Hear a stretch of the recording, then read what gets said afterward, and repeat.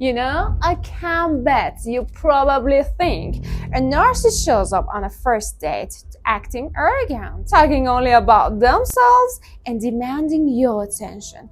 You are completely wrong. The very first thing a narcissist does when they meet you is the exact opposite.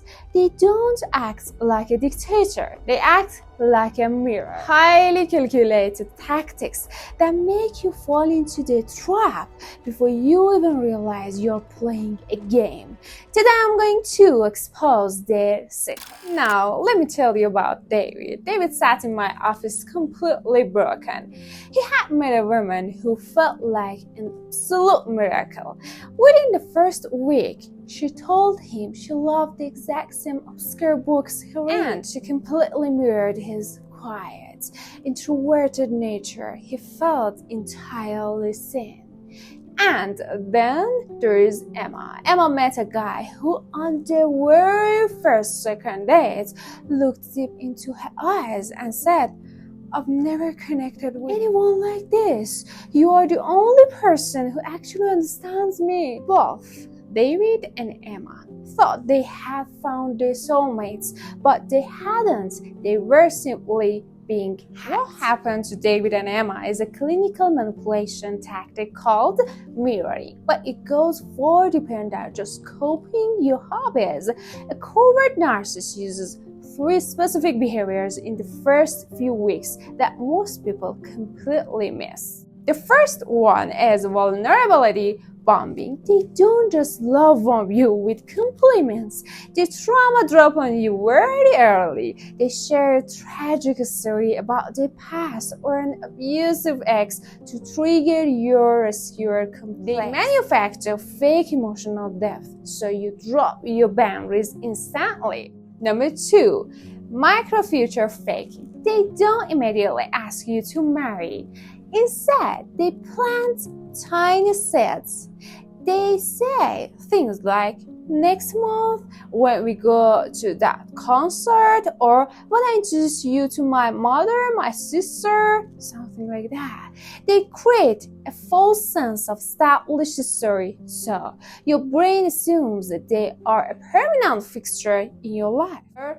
3. The phantom ex elevation. They subtly mention their crazy or toxic ex, but they do it to elevate you. They say, "My ex never respected my boundaries, but you're so mature."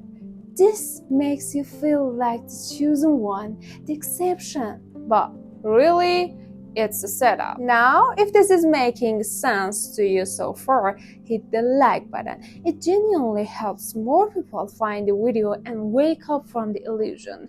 Because of these 3 tactics, your brain gets full with dopamine. The narcissist doesn't love you. They are downloading your personality and your empathy to create a fake character you cannot resist. Now, you tell me, when you look back at that toxic relationship, was this person loving you or loving what you gave them? Just write the word person or object below. I read every single one and we can talk about it in comments. Now it's time to give you my actionable advice. Let's ask this important question. So, how do you protect yourself? How do you test if someone is a genuine connection or just a mirroring narcissist? Here are 3 clinical tests you must use in the first month. The first one, the 48-hour communication gap. Break the magical 24-hour text cycle. Tell them you have a busy project and won't be able to text much for a day or 2. A healthy person respects your life. A narcissist will reveal their need for control through anxiety, passive aggression, or guilt trip. Before the next my actionable advice to you, I need to say that if you're one of those people who wants professional psychological theory for solving this problem and breaking this cycle and stop black mind games and neutralize them, of course, if you want to start white mind games which are healthy and necessary for any relationship, you need to watch my mind game course. In my mind game course, you can break this cycle and build your healthy relationship. First part is free free for now. If you want it, just send me Mind Game Word on WhatsApp, Telegram, or iMessage. You can receive it and watch it. So let me tell you about the next actionable advice. Number 2, the mundane reality test. Stop going on romantic high stimulation dates.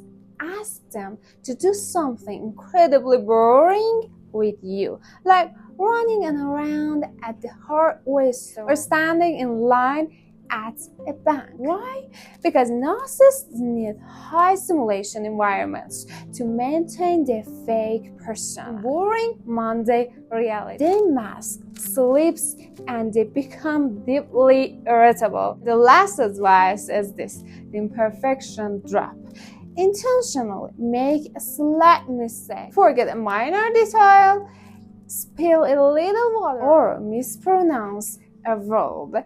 The narcissist is trying to build a perfect fantasy. When you introduce real human imperfection, watch their face. Do they laugh it off, or do they show a flash of disgust, judgment, superiority?